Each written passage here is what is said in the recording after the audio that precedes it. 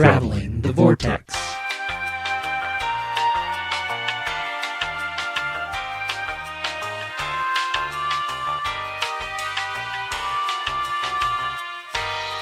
We've joined the Doctor as he travels the Vortex and arrive at episode number 415, where we will not die to elevator music. I'm Keith. I'm Sean. I'm Glenn. How are you guys? Pretty good. I'm excited about this lofty goal. It's important to set goals. It's kind of always And been on achieve my goals. bucket list to not die to elevator music. I've I never always thought told it'd be anybody relaxing. that, If we're putting things on our bucket list of what we're not going to do, mine's extensive. So that's Die. a really big bucket. That is also on my list. That's the number one on the list, isn't it? Did you guys have a good week? Listen to elevator music is a close number 2. But Depends on the elevator music. no, Depends on the elevator, I suppose. Some elevators have decent music. no. I don't know what kind of elevators you're riding in. But I've been on a rarely, couple. Rarely. The ones I normally am on do not have any music at all. I defy so. you to find an elevator with good music. You know, it's hard to find an elevator with music anymore. Oh, yeah. They just don't do it much anymore. Make you stand in silence. Well, everyone tries to get connection on their Yeah, phone. right. I'm going to start humming. There you go. You'll be the elevator. I will be the music. elevator music. That's now. a good idea. Because hum it- good stuff. It's not awkward enough to stand in an elevator with a bunch of strangers trying to get signal on their phones and have to try and interact with somebody. But if somebody's humming, I think that will take the edge off. Or make them more awkward, either way. No. Did you guys do anything exciting this week besides record another episode of TARDIS? That was exciting. It was exciting. Yeah, it fun. was. We're having a blast doing it.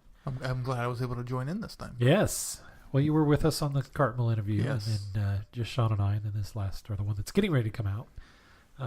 Well, 3 of us managed to get there along with Tim. I'm going to call him Richard this week. Tim. Yeah, if viewers, if you haven't already, go be sure to check out Sci-Fi For Me YouTube channel. They've also got sci-fi4me.com. You can go there and find links to their YouTube channel if that's easier. And if you didn't know, we've already talked about it a little bit, but if you didn't know, we do a video podcast, basically. It's Doctor Who themed. One of their anchors, Tim Harvey, joins us each week on the podcast when we talk about Doctor Who. So Yeah. and it's usually about a half hour, and it's a lot of fun. So Are they no longer vlogs when they're video? you know, I mean, Weblogs? it's Did that kind of die? it's technically a vlog, but I mean, I think when you are a YouTube channel creator, you kind of just they're episodes. You know, I mean, it's YouTube episodes basically. Gotcha. Be sure to check that out. Yeah, absolutely. We went and saw Aquaman. Thoughts? It was pretty good. It's probably the second best DCEU movie.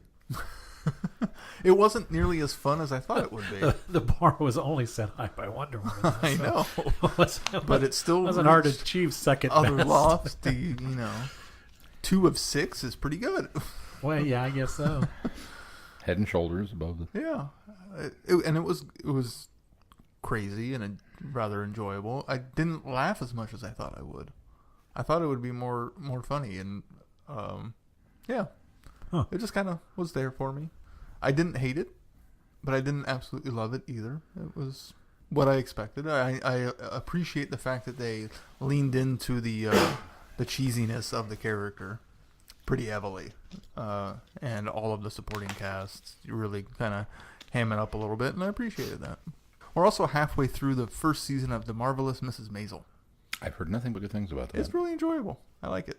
There's a lot of great humor in it. It's very charming. We did a double feature today with our day off. Ooh. We were quite pleased and surprised to find out that we had Martin Luther King Day off. So I was off, Mel was off from the church, so we went down to Kansas City and saw Spider-Man Into the Spider-Verse, which How is was that? really good. It's as good as everybody's making it out to be. It may even be the best Spider-Man movie that's been made so far. Best animated film of the year? Certainly, yes, I think so. I had to think about what else came out this year, but yeah, I think it is.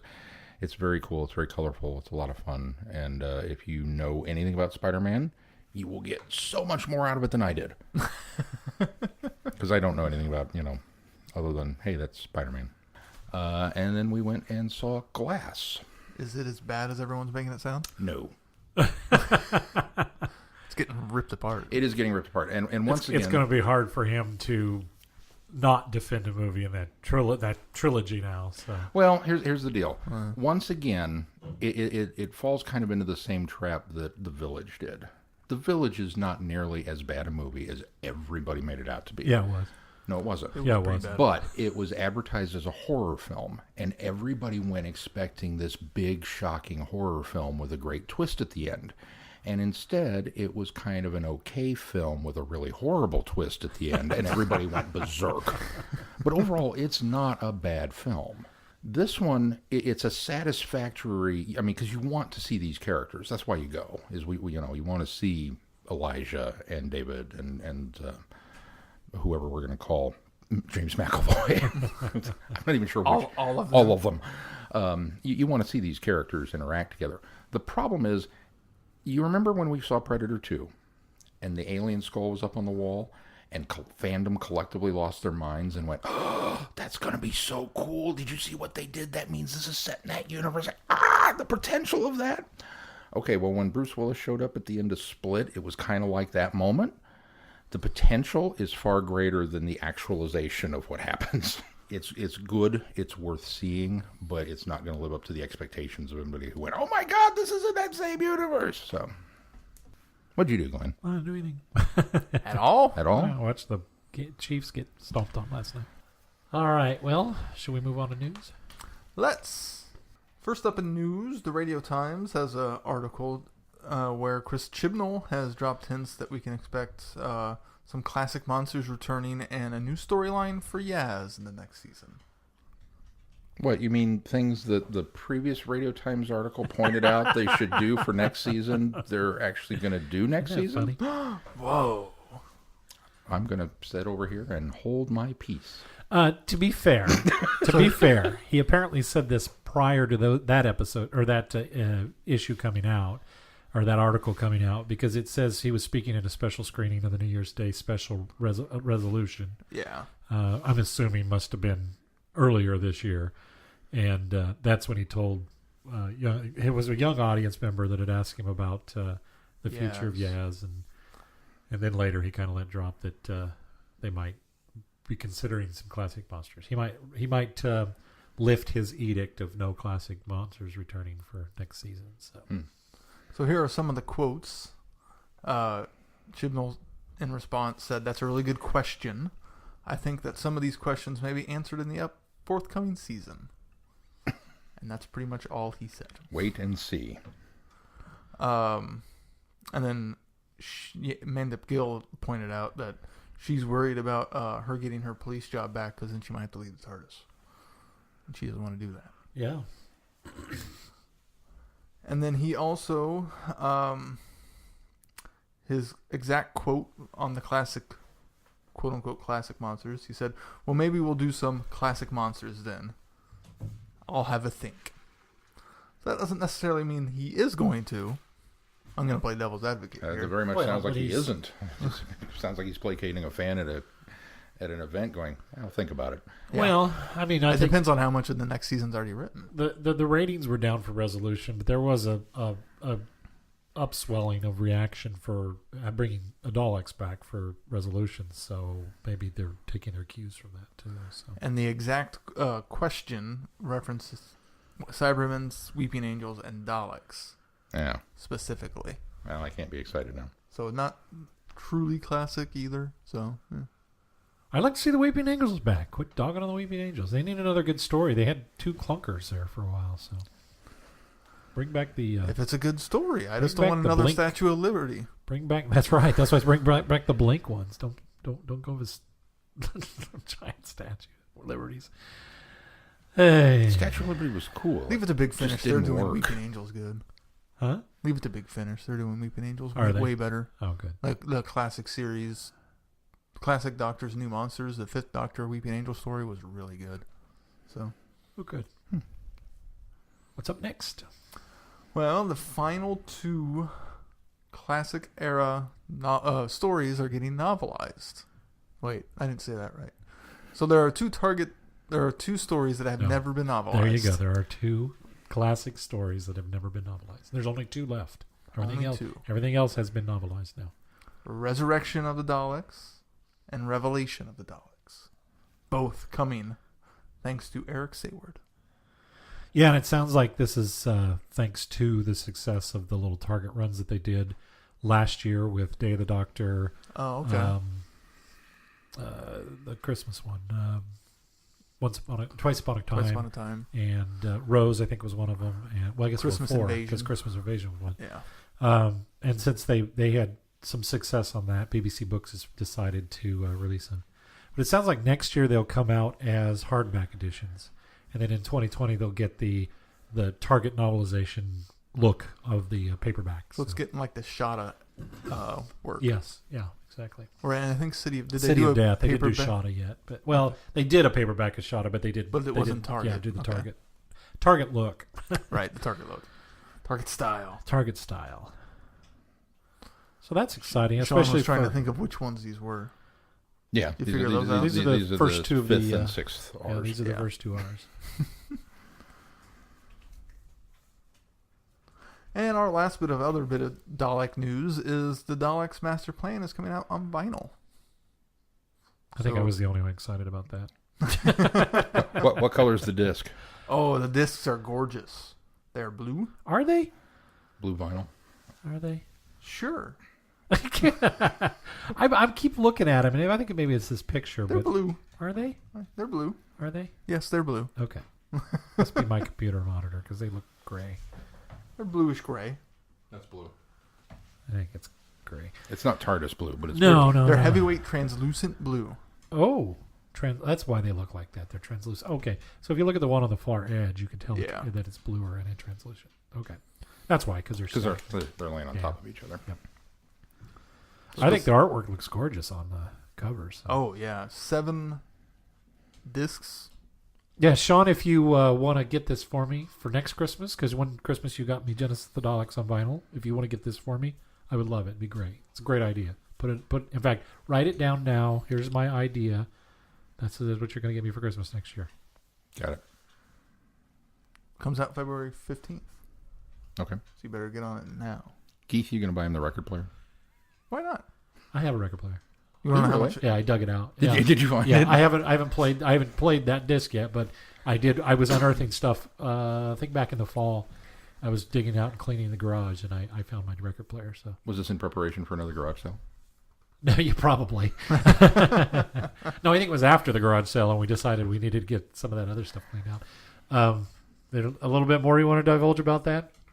Yeah, oh, yeah.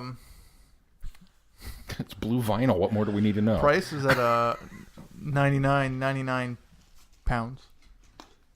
It's what, like $40? No, 200 if you do the Is conversion. it the other way now? It's the other now. It's always been that way. It dropped a little little less. bit. It's a little less than $200 now, but. Okay. Of course, if the Brexit exit doesn't happen and their economy tanks, we might get it cheaper over here. You may not get it in February. No, I said Christmas for next Okay, year. good, Yeah, 'cause- give you 12 months to save up. I'll wait. We'll see what happens. That's what I was waiting for. I was like, that's why I paused to Price. jump in there and telling me that's what I Yeah. wanted for Christmas, so you could drop the price on him. Well, what was the other one that came out that you didn't get?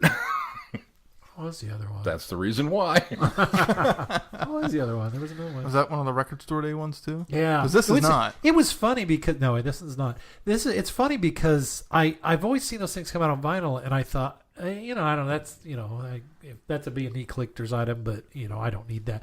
Till you got me the Genesis one, and I was like, I don't really like it's some. I mean, I never listened to it. It's some great artwork, and it's really kind of a neat piece. So I was like, okay, maybe I do want these vinyls. It's just kind of a cool. It ooh, is, yeah. And it's unique because there's not a lot of them out there. So. No, there isn't. Well, maybe that's your specialized collectible. Maybe we would just take the posters and the autographs down off the walls in your office, and you just do Doctor Who vinyl. No, I'll put the vinyl up on the wall with the autographs and the posters. Although I am running This one out will of need a room. very thick frame for 7 LPs. Yeah, that's, Yeah. wow. It's gonna be, well, that's why it's $200. It's a. Well, yeah, there's 7. It'll be like the. Well, there's old, 12 stories. So. Yeah. It'll be like And the it old includes Time Life Mission box set. too. So, Mission to the Unknown has its own single-sided disc with unique Dalek or a TARDIS, depending on the edition you get. Because there is a special Amazon exclusive edition. Oh. with a heavyweight splatter vinyl. Now you got to have 2. It does not say what the special edition price is. You get one, I'll get the other one. There you go. For me. Well, now you need 4 because you got to have one to open. Oh, yeah. One to NRFB. Yeah, that's true. Okay, you get 3 and I'll get 1. That's it for news. Cool. Well, shall we move on to some feedback? Let's. First up, you have a song? I didn't have some. Got to check, just in case. Had to check. Sprung it on us last week. Surprise. First up is Dan. This week it's surprise, no song. This song is just 6 words long. This song, no. Dan writes, response to episode 414. This would be the last episode, right? Yes. That feels like it was so long ago. Like a full week or something. Hey guys, cool episode. I felt inclined to respond to some of the points made in the episode regarding a different side to the Doctor. Quote, I feel like Jodie hasn't gotten her big moment yet, end quote, at 56 minutes and 50 seconds in. And, quote, she hasn't been in the spotlight quite as much, 57:14. The moment that stands out to me that very much could have been a big moment for her is in the Battle of Ranskor-av-Kalus, which I know I mispronounced, when she discovers Tim Shaw's plot to commit planetary genocide several times over. By this point, I had felt underwhelmed in the way she was written regarding her previous reactions, such as to Robertson killing the giant spider, Charlie's mail bombing attempt, and Becca putting people on trial over the accusation of them being witches at the risk of killing them. I've seen people say that those were great moments for her, but I had honestly felt that she was pretty wet, aka showing a lack of forcefulness or strength of character. That said, I chalked all that up to her attempting to figure out her own character, and waited to see how Chibnall would add layers to the character near or in the battle. So, to see her give the reaction she did upon learning of Shaw's genocidal plot basically confirmed in my mind where I should pinpoint as a glaring flaw in Series 11, and that Jodie's range as an actor isn't being fully drawn from enough, because I've seen her act in a more icy, serious manner in previous productions like Antigone alongside Christopher Eccleston. She even says at one point, just after she finds out about Shaw's plot, that, quote, he's one of those people that really irritates me. Instead of having the writing and directing show more of the irritation with her voice, face, and movement in a way that totally reflects the seriousness of the situation. Guys, I know we don't have to agree on everything, but when it comes to genocide, I'm sure we can all agree that genocide, especially done several times, like how Shaw was intending to do, is a very serious matter. I really do feel there was a missed opportunity here, and perhaps if she was in the spotlight more, then we might have seen more opportunities meet their full potential. Because of the reaction she did end up giving, whether due to the writing or direction, as well as other flaws I felt were in the episode, I felt like my suspension of disbelief was broken. This might make me sound like a bad person. Cody agrees with you. But because of that, to me, I didn't feel convinced millions of families were going to die by Tim Shaw's malicious intent. I instead felt convinced that the genocidal plot was just put there in place in a quick way by the writer to amplify the tension, but it failed for me because I felt that it wasn't as executed well enough as it could have been. My viewpoint is that even a nice doctor, which I've been told Jodie has meant to be, would have shown a bigger, more serious reaction toward Tim Shaw's genocidal intent if she had been well written enough. Now, I'm not asking for her to be like Time's Champion, or the Oncoming Storm, or Capaldi when he's making his epic speeches over humans not getting along with Zygons. I'm more so asking for her reactions, attitudes, personality to be presented in a way that totally reflects the seriousness going on around her in the serious situations she's being placed in. I also feel that it's possible to show the Doctor getting angry in such a way that she's still kind, aka righteous anger. Really, though, I felt the only moment that fully drew in potential from Whittaker's acting was the moment she tells off the Thagerians in Demons of the Punjab. It's you who are desecrating this planet. I know who you are. I know what you do. And it's not happening here. Leave these people alone. They're under my protection now. That, to me, felt much more convincingly powerful of how serious she was than with what she was given to work with in the battle. And that was just over a few aliens she thought were assassins. I feel it's stuff like this that can help add more contrasting sides to the Doctor's personality, because I feel what helps make the Doctor more interesting is how many different sides are consistently shown, as opposed to a Doctor that's mostly quirky, which I feel is too quirky at the risk of getting repetitive. I'm getting a very similar vibe from Whittaker's Doctor, like how I did with McCoy's Doctor in that season 24. He was played up too quirky in a way that felt pretty uninteresting. And it wasn't until season 25 that McCoy's Doctor got more interesting for me, so I do hope that Whittaker's Doctor gets more interesting in series 12. It just makes me think back to what Stephen Moffat said regarding the Doctor's character during the 50th anniversary. You can be as funny as you like with the Doctor, and you can be as silly, and you can fall over, and you can play the spoons, but you really must in those moments, because where it's required to be able to turn to ice, because underneath all the different versions of that man is a scary creature. Thanks for reading, guys. If anything else, I'd like to conclude my response with this. If the 13th Doctor won't show a big, angry reaction over Tim Shaw attempting to commit several planetary genocides, then what will she show anger over? Interesting question. There's some good points he's brought up there. I'll give him that. Well thought through. Yeah. I don't disagree with you, Dan. I think you kind of very eloquently kind of put into maybe even better words some of what I've been struggling with. So I don't have anything to add to it.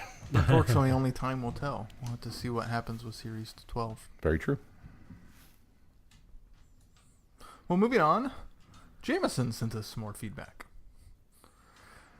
He writes, rants, tangents, and who? Chan, comment question, no. So, Chikar Vortexers. If you understood the first part of that salutation, then you are truly nerds of the highest order. If you don't know, that opening phrase is Mando for hello.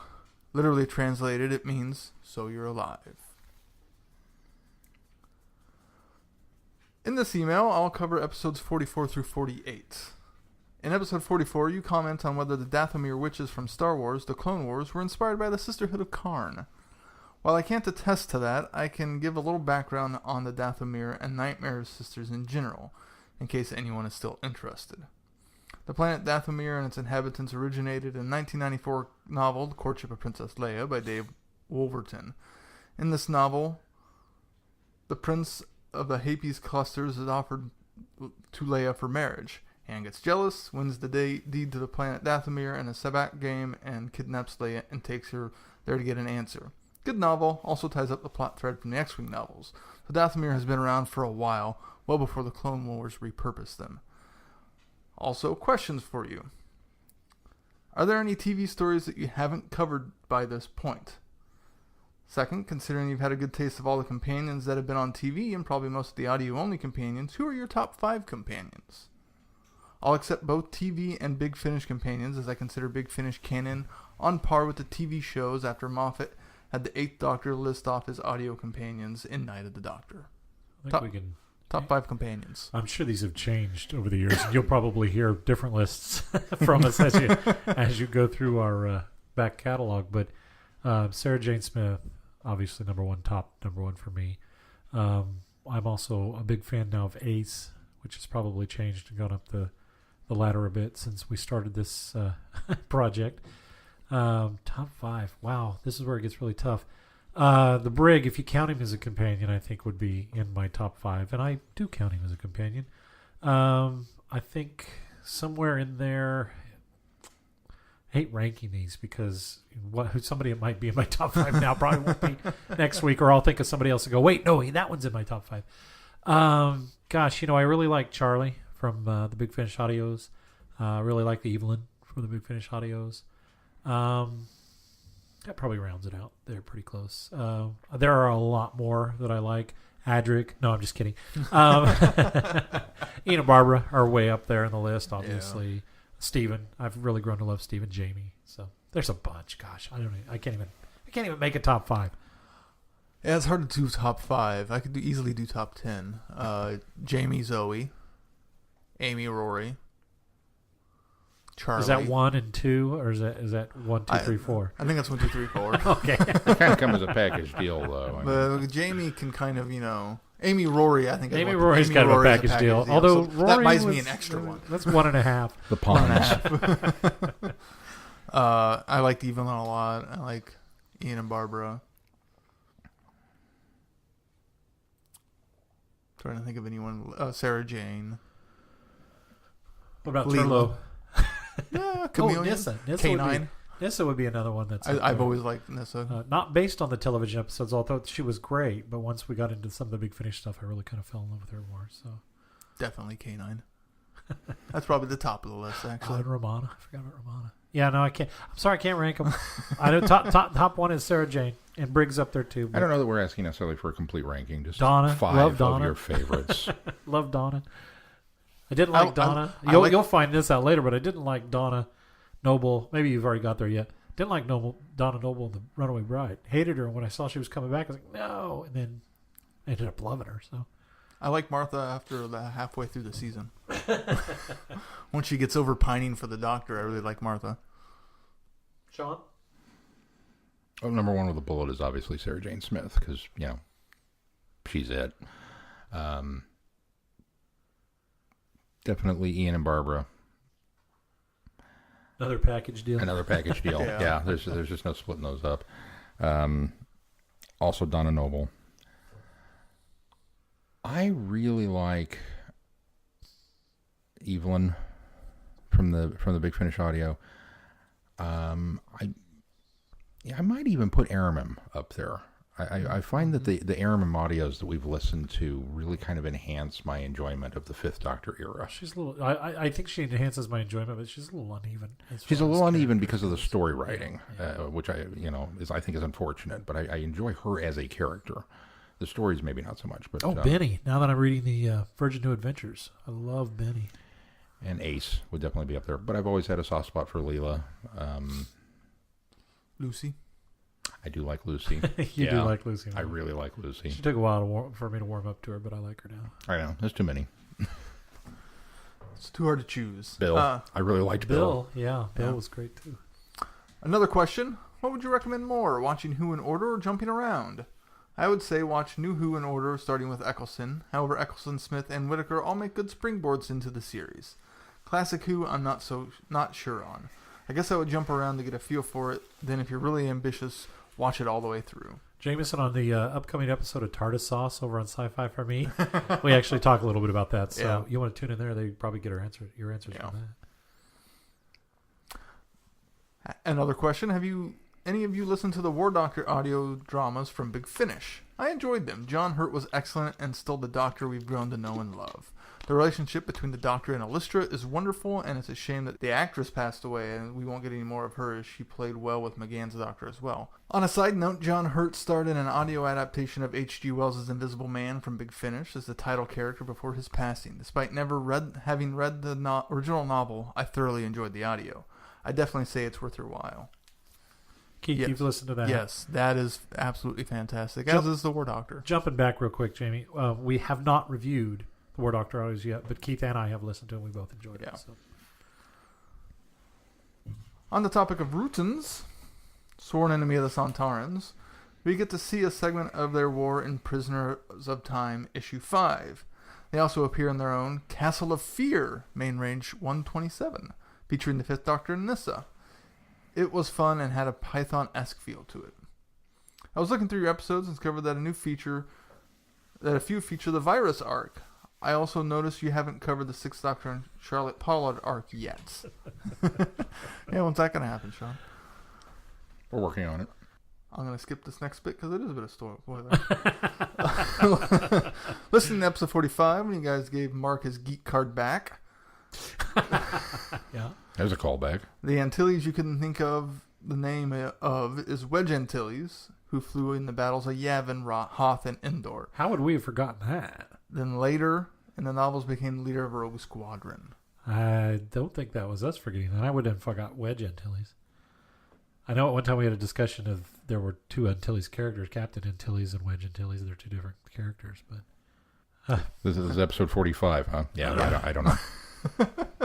I have no clear memory of that, Senator. I'd have to agree with Holly from Wisconsin in the fact that Series 4 being my favorite Tennant season. This does include the specials as part of Series 4. Cheating! My favorite 10th Doctor companion is Martha, though Donna comes in a very close second. Never really got why everyone gloms onto Rose as being so amazing. She was fine, but definitely not a top favorite.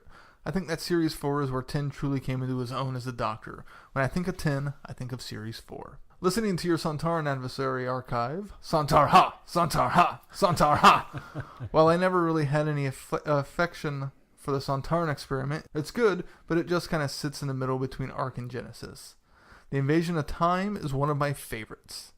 Every moment between the Doctor and Barusa just shines and is a joy to watch. It's nice to see Tom stretch his acting legs a bit, and the whole chase around the TARDIS interior is fun. On a side note, Tom Baker guest starred in an episode of the TV show Remington Steele called Hounded Steele as the main villain. Yeah, we'll talk about that a little later in your run of backstories too.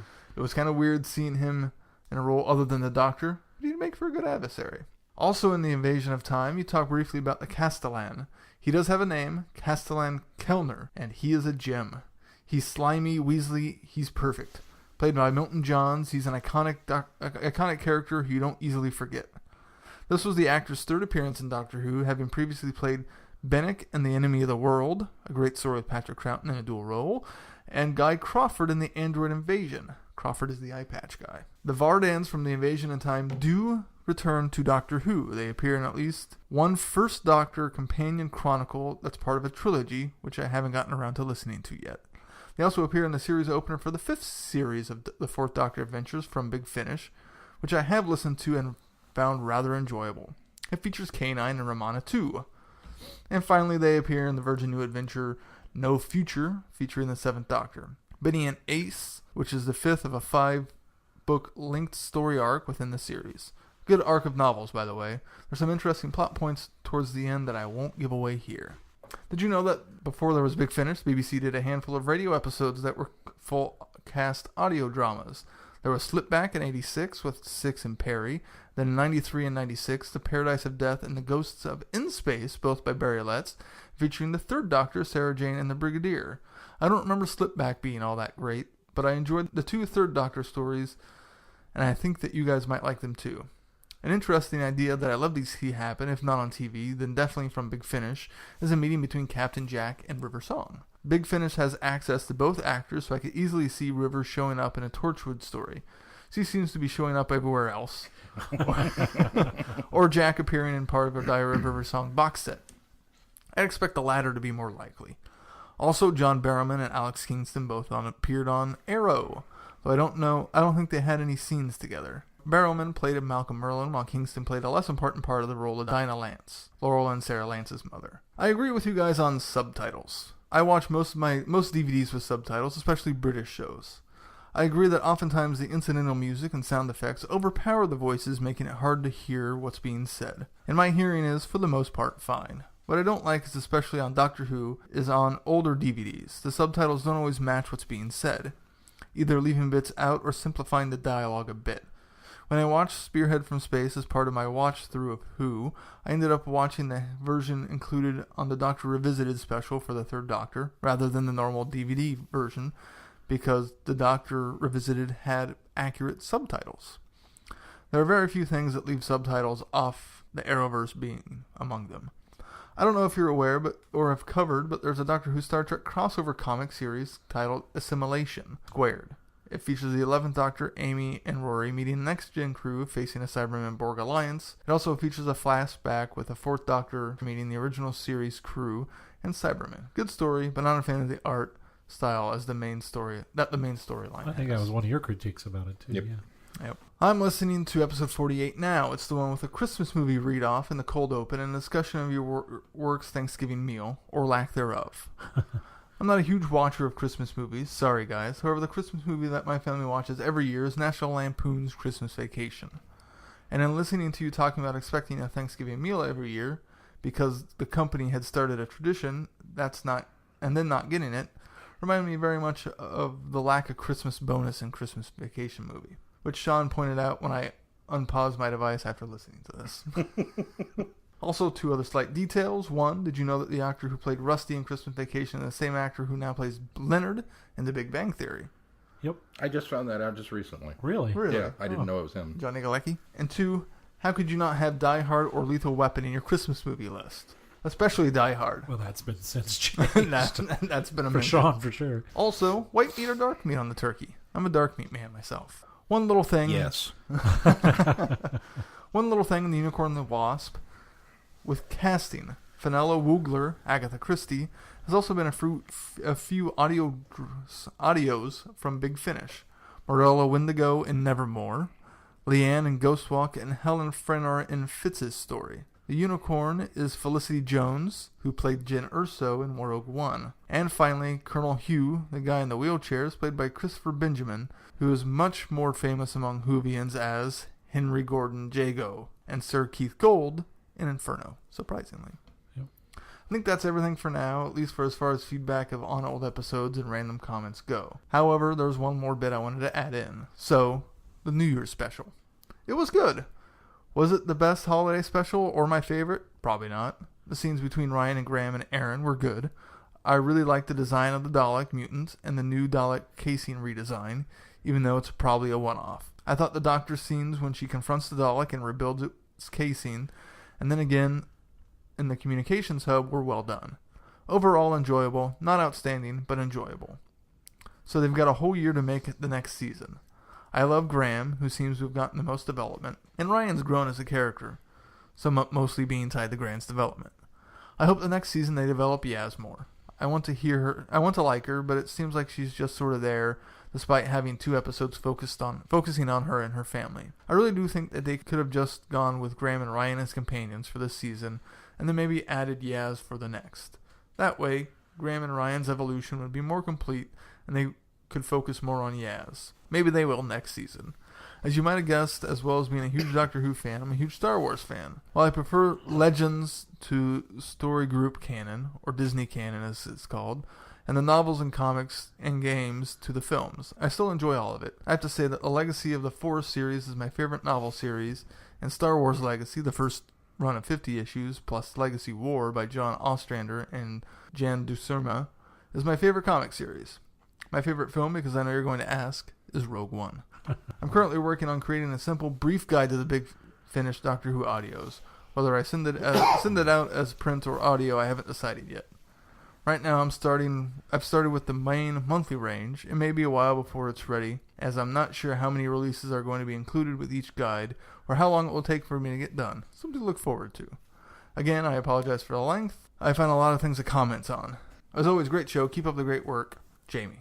I'm not going to try to pronounce that, which he says Mando is for goodbye. Literally, maybe we'll meet again. Very good. Thank you, Jamie. Thank you, Jamie.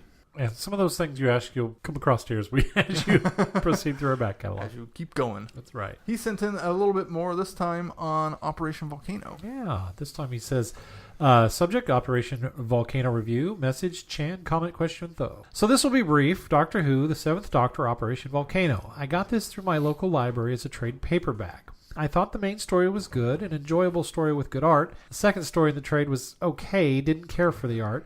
The bonus story with Ian, Barbara, and Susan was really good with good art. Operation Volcano, the story was good. It kept you guessing a bit at who to trust, who were the good guys and the bad guys. Great art. Nice use of time travel. Nice to see the Countermeasures team back from Remembrance of the Daleks. They've got their own series from Big Finish now. Overall, good story, good collection. Hope Titan does more with the classic Doctors. Would love to see more 8 and Josie Day. Anyways, that's it for now. Jamie Chan in transmission, though. Thank you, Jamie.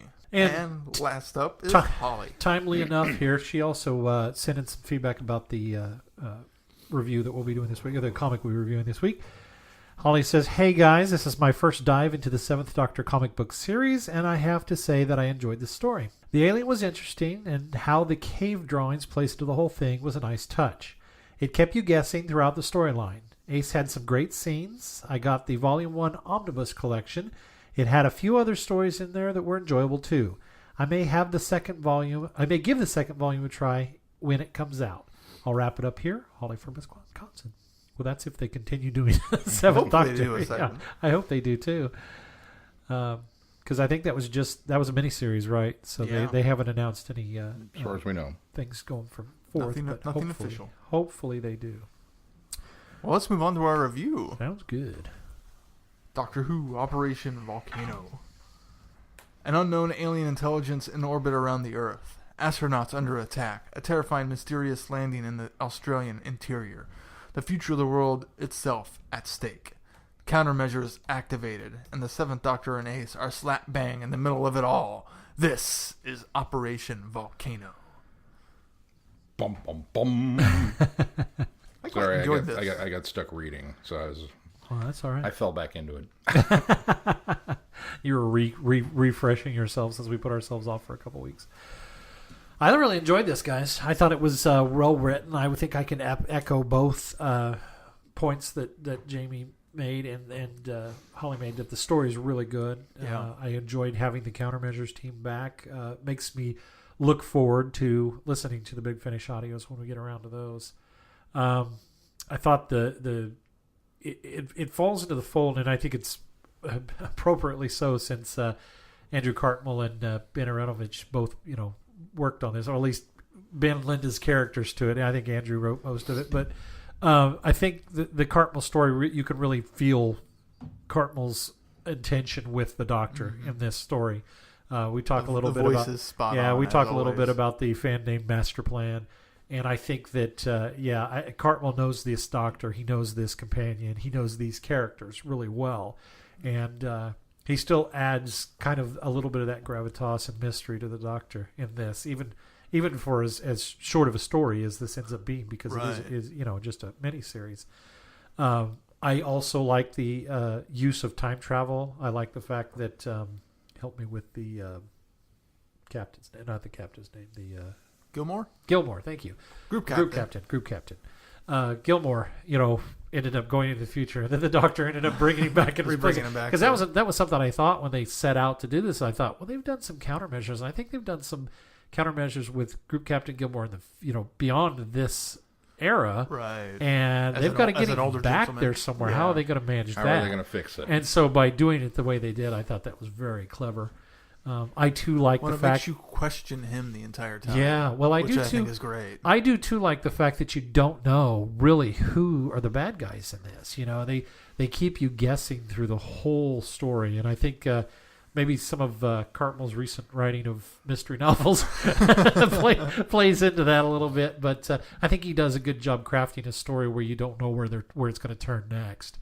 I think he really makes the Doctor, the hero of this story as well, at every turn when you don't expect it. So I thought that was really neat. I don't know if it's the Australian setting and countermeasures, but it kind of felt like a Lethbridge Stewart story to me. Now I really want Andrew Cartmel to write a Lethbridge Stewart novel because I enjoyed this so much. It did have that kind of same feel to it. I agree with the second part of that. I don't think it was the fact that it was set in Australia, because there's only one story. I know. There's only one Lethbridge Stewart story. Excuse me, two Lethbridge Stewart stories set in Australia. I kept thinking of that story while I was reading this, though. There were shades of that one, I guess.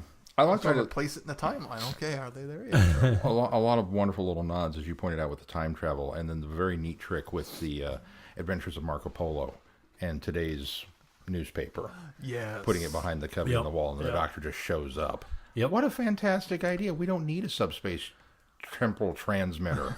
We just need a dead drop. No, it's a terrific device for a story, especially when you're talking about time travel. As soon as he puts it in there, the Doctor shows up, because that's how time travel works. Yeah, and a great way to expedite things for a comic. Yeah, yes, absolutely. Really great stuff there.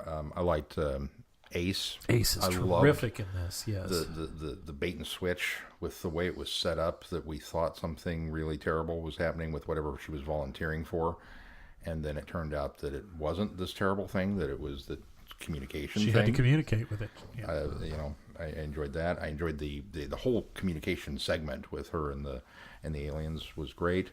I liked the ridiculous number of double crosses and secret agents and who's working for who that are present in all of this. I thought the radiation suits, I was kind of hoping for a callback to something else. They went to go get them, and then they showed up, and they were just wearing, plastic ponchos, saran wrap baggies, and I went, "Aw, this is kind of a missed opportunity there, wasn't it? You could have given us something from a previous episode, maybe." But no. I thought it was cool, though. I mean, it was a good idea. Just saran wrap. At least what bubble wrap? Yeah, it's a very, very, very futuristic. But yeah, just a lot of it was. You're right. It felt very much tonally like some of the Lethbridge Stewart stories, and that probably chalks up more to just the fact that it's. Well, it's unit-esque. It's unit-esque. Yeah, and I think that probably lends to it too, because I would agree with you that it does kind of feel like that era of story or that type of storytelling. Even down to, I can't remember the two female characters' names, but that could easily have been Anne and I just blanked on. Sally? Yeah, Sally. That could have easily been the two of them off doing stuff. And thoroughly enjoyable story, though. Yeah, I liked it and a lot. I thought the artwork was phenomenal throughout all of it. The artwork was really good throughout this run. I'd love him to come back and get Andrew to write some more stories, because I think he's really got a knack for writing, especially short-form comic stories. Some of the novels that I've read, well, I guess I've only read one of his now in the Virgin New Adventures, but he paints a really good story when he's writing, and it's real visual in your mind when he's writing. So to put that kind of writing with visuals, I think even enhances it even more. Yeah, absolutely. The other bit of this that I think really kind of enhances the Lethbridge Stewart feel is the ending, where we get to a full-blown Bond. Yeah. We've got a spaceship that's going to go up and rain nuclear warheads down on the planet. Right. And so we're dropping a full-blown paratrooper squad into the middle of this. And it's very Dr. No. There's machine guns and swamp gas and things. And, then Ian gets transported up and stuck in outer space forever. So. Yeah, and it also could have easily just been a Third Doctor story. Yeah. With some tweaks to it.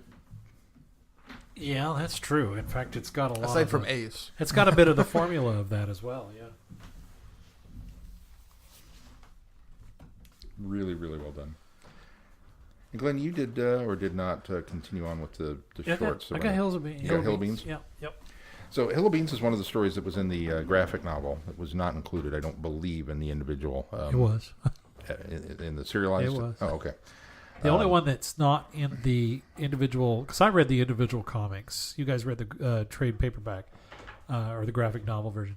The only one it wasn't was that Ian Barber, the First Doctor one that we've already reviewed as. That's where I get confused. No, we haven't reviewed that one. Oh, we haven't. There's two I thought more it was stories. I thought it was the free comic Doctor, book day one. Ace is the free comic. That's right. Okay. Yeah, there's a third. Okay, so the third Seventh Doctor story I didn't do because that wasn't. We were doing issues 1 through 3 of the comic series, so that's what I read. So, well, this one's by Richard Denick, and it is a kind of sort of sequel to Greatest Show in the Galaxy. Well, I think you could answer it as you could say it's a continuation, especially with the character of Mags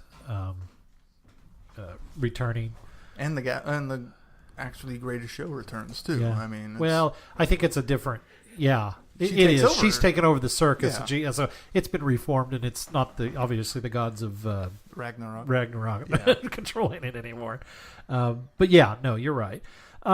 I think what I was most impressed by this is I didn't when I first started reading it. I thought this artist is struggling. This seems weird that they would commission somebody that the artwork isn't as high quality as you expect. And I know I usually don't critique art, and I'm not, because I've got a point for this. I think it was really I was looking at the art of this and I thought this is interesting that they would get somebody to do something that was, I don't want to call it amateurish, because I thought it was good art for somebody that maybe wasn't a full-time artist.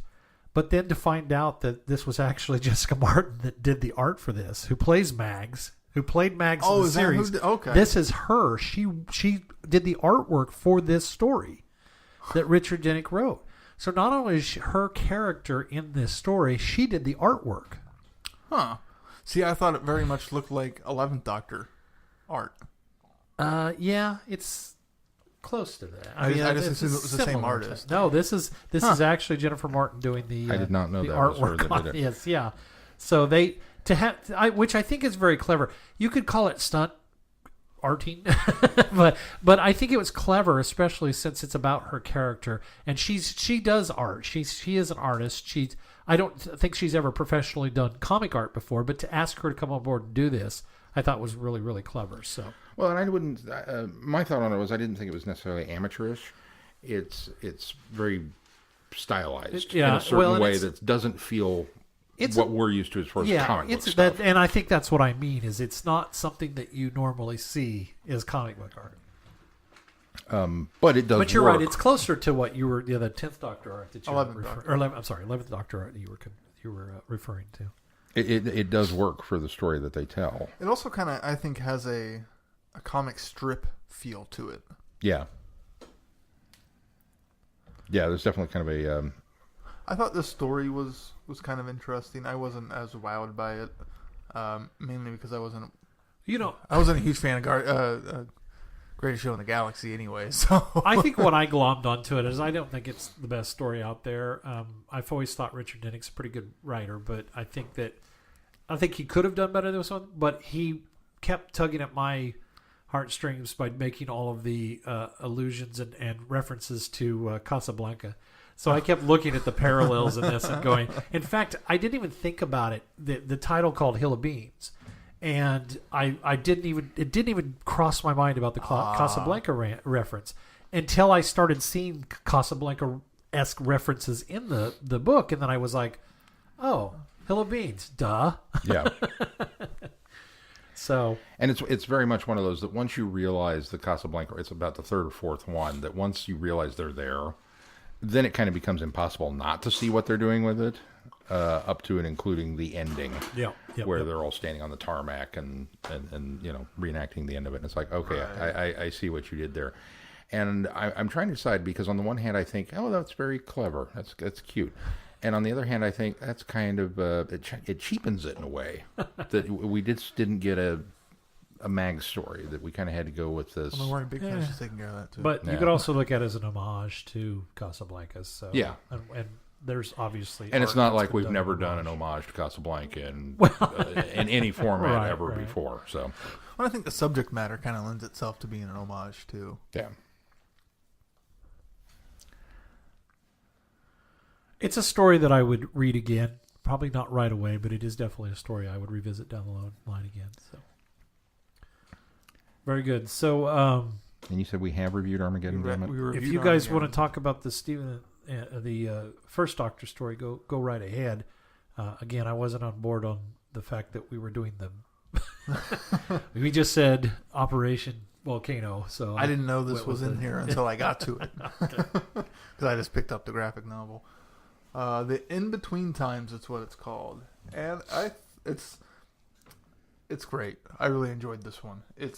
The art very much feels again like a more detailed version of the comic strip art, and it's just a nice little story of them wandering through the TARDIS and getting to see different things and some of Susan's art. I mean, there's not a lot of meat to it, but it's a nice nostalgia tug, and since they haven't really done any First Doctor stories yet as far as Titan goes, I think it's a nice dip of the toe, I think.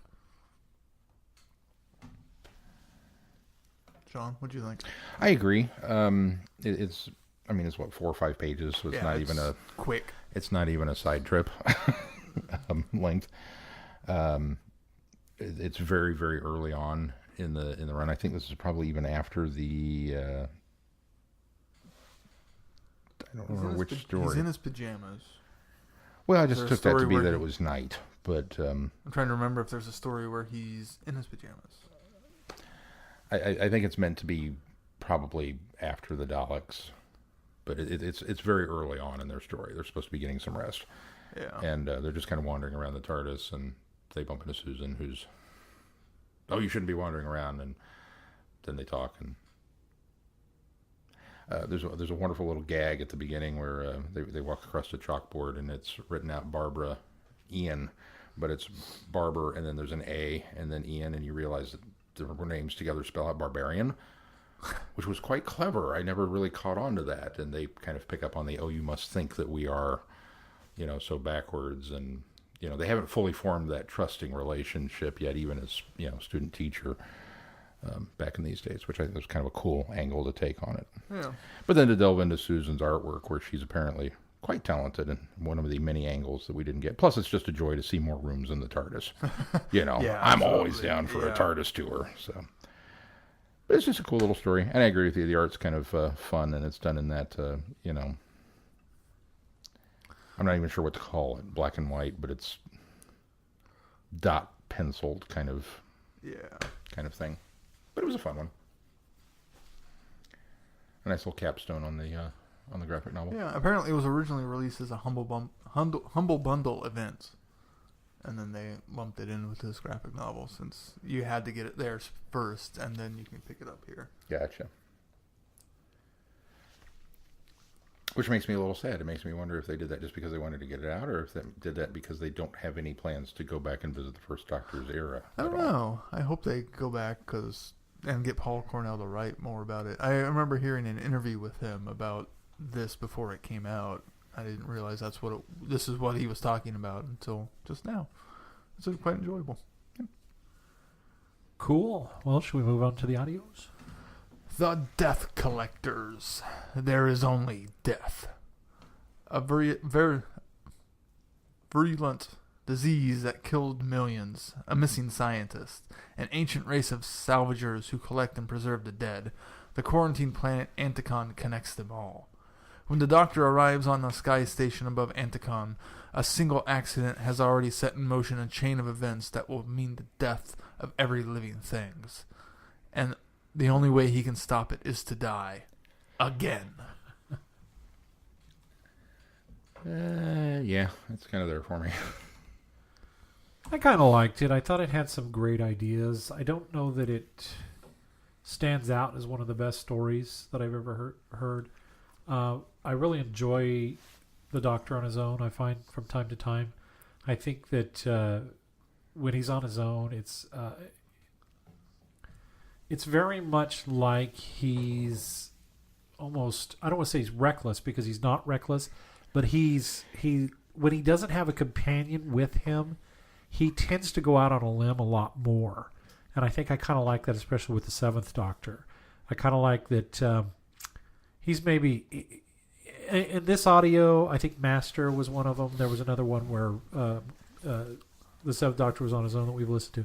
He's in this area, this gray area, which they've kind of visited in Virgin New Adventures, where you can tell he's kind of done. Like 7 regenerations might be enough. He's seen enough death and destruction. He doesn't come across and say it so much as his actions are more. He's a bit more reckless. He's a bit more carefree. He's a bit more, well, if this is the end, this is the end. He's more apt to sacrifice himself. I think also knowing that he doesn't have a companion tagged along. And so I think Sylvester McCoy can really get. There's a lot less funny in these whenever he's on his own. He's a bit darker, and I think I kind of like that from time to time. I'm glad that we bounce back into times where he does have a companion. When Ace and Hex are around, he's still very mysterious and dark, and he doesn't answer.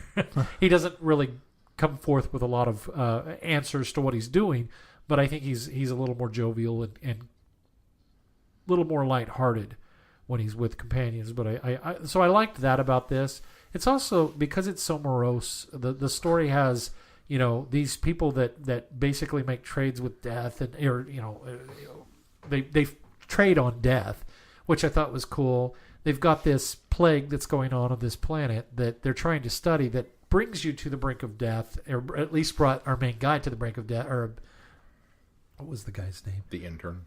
No, well, the intern does, but we find out later that the professor, the professor was another thing that I can talk to you about. Professor Morse.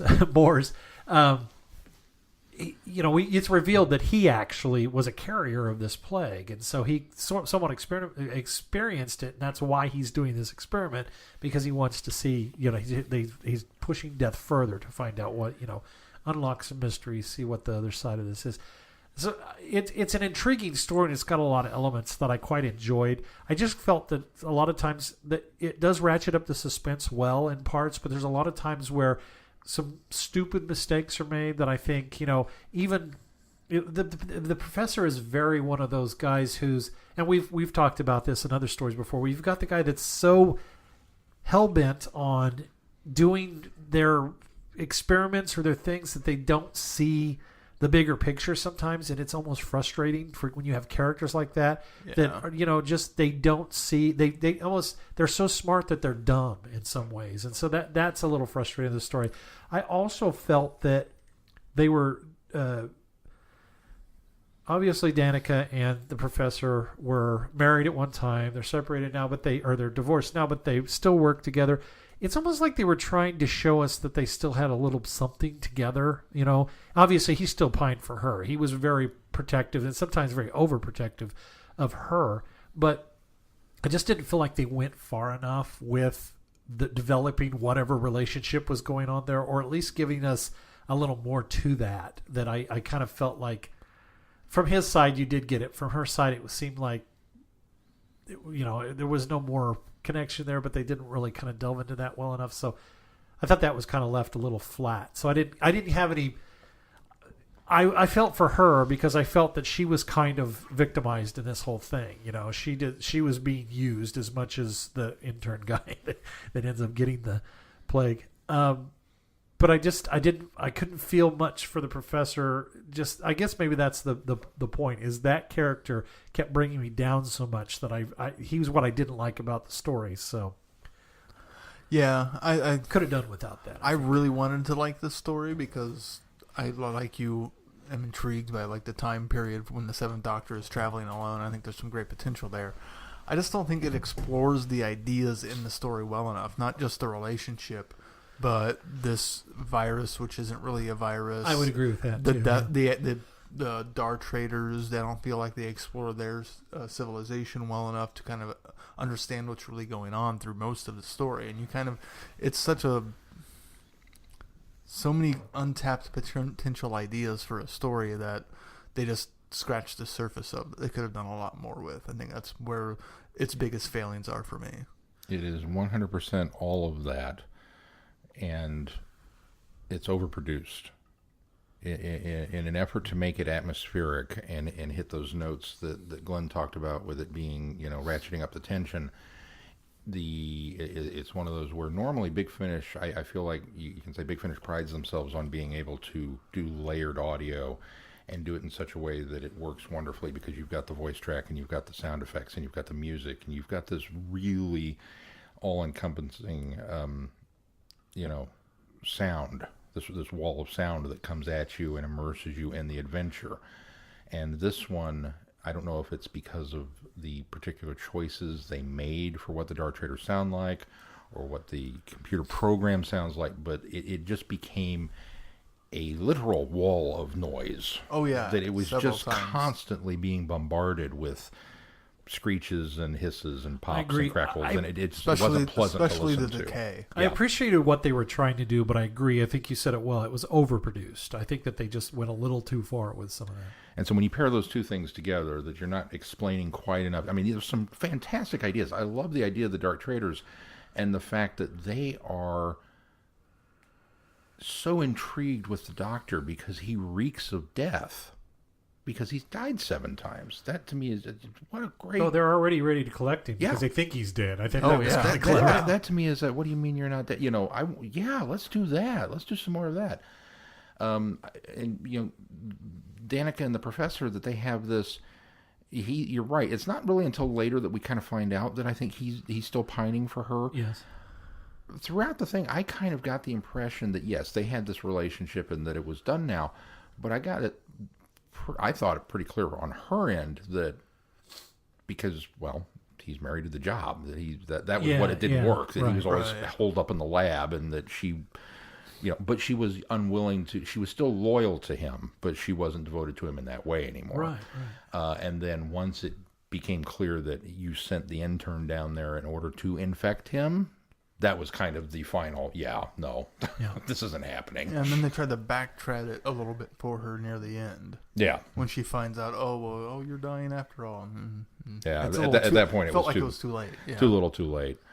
But there were so many little things that were like, oh, this is kind of cool. This is kind of a nifty idea. This is kind of why aren't you doing anything with this? Why do we have so much stuff going on? And we go back to the atmospheric stuff. And it was very frustrating.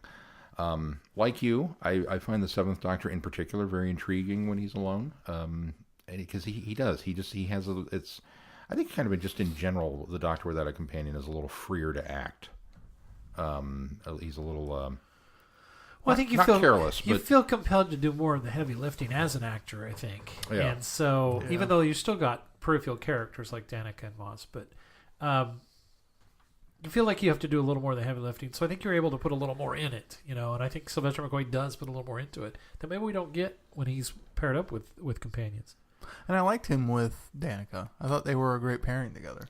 to the point where we go all the way up to the... Yeah, he makes the offer. He kind of sort of makes the offer, and then I don't think this would work. Yeah. Do you recognize the voice? So here's what I was going to bring up. Something kept taking me out of the story, and it's the fact that it occurred to me within the first probably 15, 20 minutes of the story that it was Catherine Parkinson who played Jennifer Yeah. on the IT Crowd. So then when I put that in my head, and she keeps calling the Professor Mars, but with her, or Moz? Moores. Moores. But with her British accent, she keeps saying Moss. And so I keep coming out of it going, oh my God, you totally sound like Jennifer. And you're referring to him as Moss. And I guess I just would take me out every time. I was like, I wish they had picked another name for this guy because she can't say Moors. She keeps saying Moss. It's like, this isn't working for me. So that was another ding on it, and it's nobody's fault. Oh, no. It's just the fact that there's this correlation between the two, and I kept thinking, I would giggle a little bit every time she made Moss, because then I would start thinking of a scene from the IT Crowd. And there's nothing funny about this No, episode. it really isn't. It really isn't. So anyway, yes, it wasn't immediate. It was after about 15 minutes. I thought she was probably only in it for a few minutes before. Well, no, because she started out. No, I think it was later when they were on the ship. When she met the doctor and was talking, that's about the time that I Yeah. started going, now I know why this is familiar. I think that's her. And then I finally had to go look. So Yeah, I had to go double check to make sure I was right. I really would have figured out when I heard her say Moss the first time.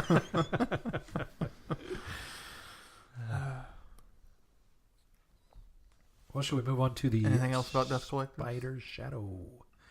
Spider's Shadow. I think my final comments about the first part might come into play here in the last part. It's the eve of battle, and the martial princesses Louise and Allison are hosting a royal ball, but there are unwelcome visitors in the garden, and a sequence of events spiraling out of control. And what's more, the Doctor doesn't even remember arriving. Okay, so I liked this part better than the other part. I did too. Yeah, me too. This was fun, and it's it's not anything that we haven't already seen before. No, but it's neat storytelling device, and when it's done well, and it's done well here. It is done well. Yeah. Till the end. And I think that's the problem is the resolution of this so completely hinges on the previous story. On resolving the previous story. It just Yes, jumped right yes. back into that whole, oh, we got that thing in the box again, don't we? This Okay. certainly was better than Oh, the yeah. Sixth Doctor story that they did that with. But you know where I'm coming from. But yes, it was right just, up that alley. And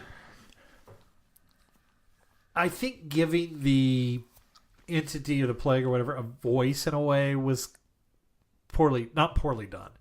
Didn't need to be done. You know what I mean? To kind of correlate it between the two and its what do I want to say? Its realization of existence that just it went down a road that I was like, yeah, it got silly. You had a really clever thing going here, and then when you finally introduce the element that's been creating this, then you just kind of went south with, or not even south. You went south with it. It just the story just kind of goes. Ooh, Then it became, downhill. I am the nucleus of the Yeah, swarm, exactly, and I'm yeah. going to kill everything. Yeah, okay. Yeah. So I was a little bothered by And I love that story. You guys know I love Enemy with Invisible Enemy. But Yeah. it's like, Yeah. And there were spiders in the garden. Okay. Yeah. Which didn't have much to do with it other than, I mean, they had to have a way to kind of manifest it in reality Right, for these yeah. people. But then the spiders didn't really have much to do with it because the spiders are just the manifestation of the realism of what this entity was. So it just, it kind of lost something. So to call it, what was it? The Spider Spider's Shadow. Spider Shadow, I thought, you kind of leaned heavy on that spider thing for your title, and of course you couldn't have.